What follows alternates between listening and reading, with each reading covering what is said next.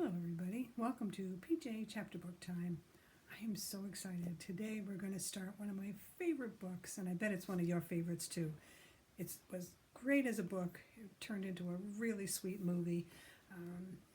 But as we know, movies have to leave out a whole lot that's included in a book, so now we'll get to hear the whole story. Charlotte's Web. I'm so excited. This E.B. White wrote this book a long time ago. So anyway, sit back and relax or curl up under the covers or however you are enjoying these stories, and we'll get started. Thank you, E.B. White. This is a great story. It starts out, Chapter 1, Before Breakfast. "Where's Papa going with that axe?" said Fern to her mother as they were setting the table for breakfast. Oh, this part I don't like. "Out to the hog house," replied Mrs. Arable. "Some pigs were born last night." "I don't see why he needs an axe," continued Fern, who was only 8. "Well," said her mother, "one of the pigs is a runt. It's very small and weak, and it will never amount to anything, so your father has decided to do away with it."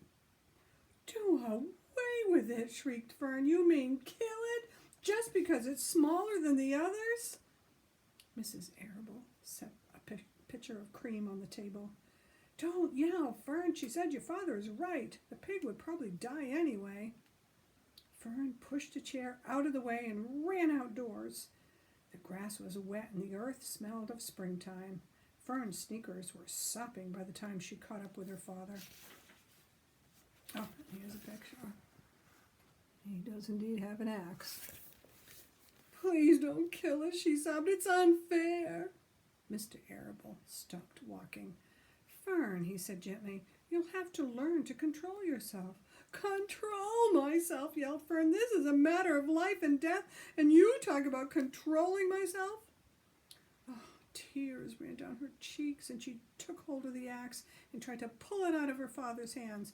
"Fern," said Mr. Arable, "I know more about raising a litter of pigs than you do. A weakling makes trouble. Now run along."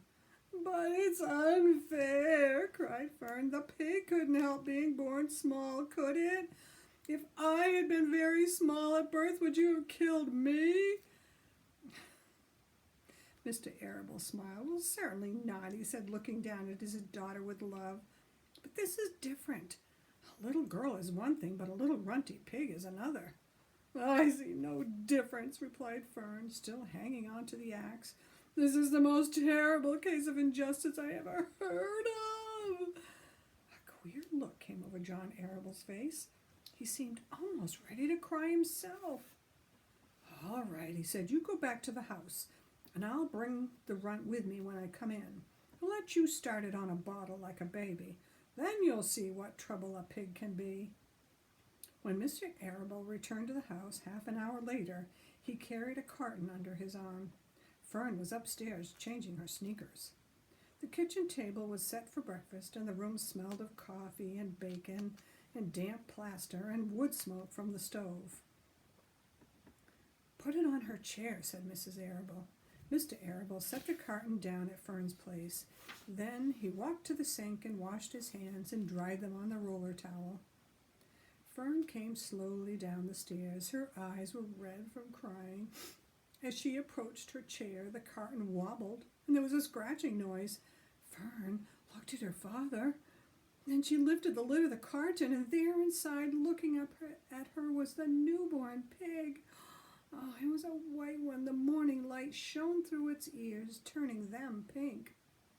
"He's yours," said Mr. Arable, "saved from an untimely death, and may the good Lord forgive me for this foolishness." Fern couldn't take her eyes off the tiny pig. "Oh, look at him. He's absolutely perfect." I think Fern is a bit of a drama queen, I think, maybe, but her heart's in the right place.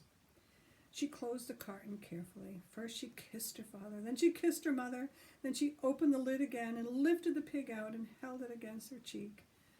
At this moment, her brother Avery came into the room. Avery was 10. He was heavily armed, an air rifle in one hand and a wooden dagger in the other. "What's that?" he demanded. "What's Fern got?" "She's got a guest for breakfast," said Mrs. Arable. "Wash your hands and face, Avery." Let's see it, said Avery, setting his gun down. You call that miserable thing a pig? That's a fine specimen of a pig. It's no bigger than a white rat. Wash up and eat your breakfast, Avery, said his mother. The school bus will be along in half an hour. Can I have a pig too, Pop? Asked Avery. No, I only distribute pigs to early risers, said Mr. Arable. Fern was up at daylight trying to rid the world of injustice, and as a result, she now has a pig. A small one, to be sure, but nevertheless a pig. It just shows what can happen if a person gets out of bed promptly. Let's eat. But Fern couldn't eat until her pig had had a drink of milk. Mrs. Arable found a baby's nursing bottle and a rubber nipple. She poured warm milk into the bottle, fitted the nipple over the top, and handed it to Fern. Give him his breakfast, she said. A minute later, Fern, seated on the floor in the corner of the kitchen with her infant between her knees, teaching it to suck from the bottle. The pig, although tiny, had a good appetite and caught on quickly. I'll show you the picture.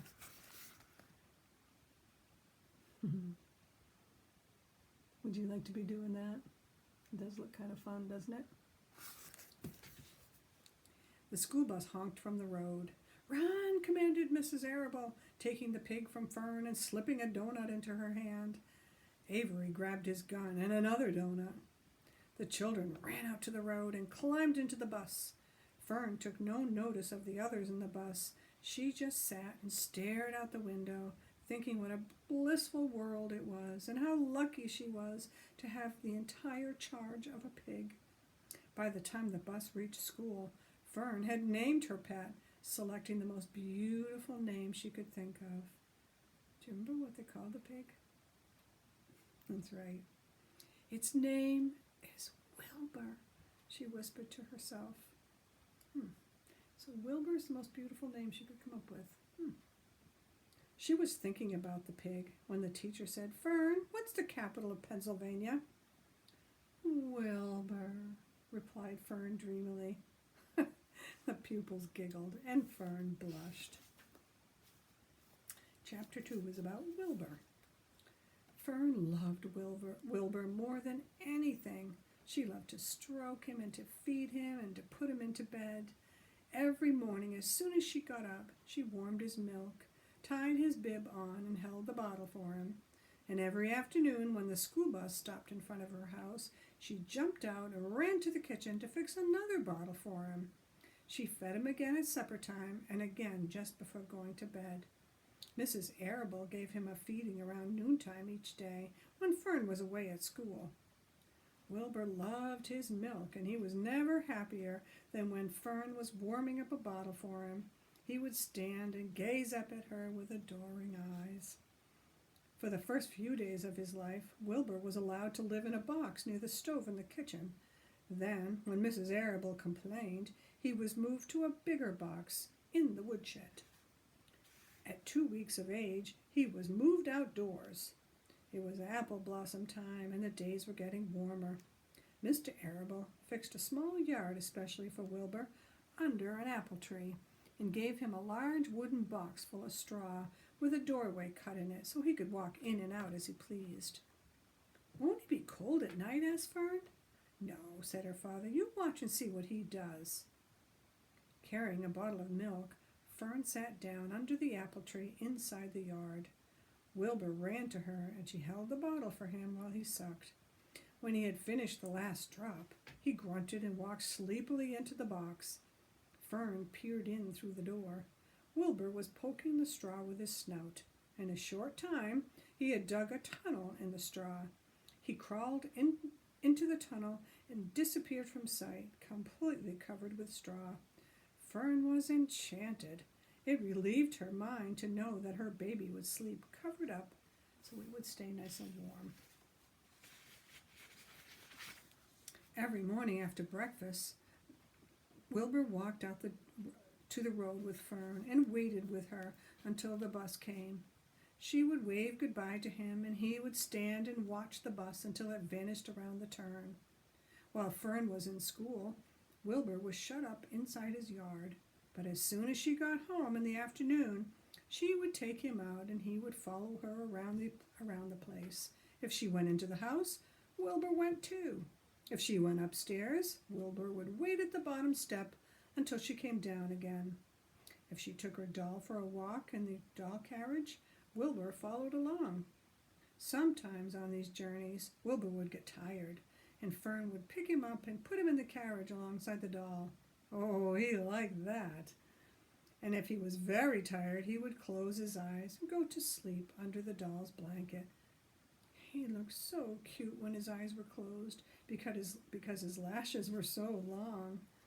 The doll would close her eyes too, and Fern would wheel the carriage very slowly and smoothly so as not to awaken her infants. One warm afternoon, Fern and Avery put on bathing suits and went down to the brook for a swim. Wilbur tagged along at Fern's heels.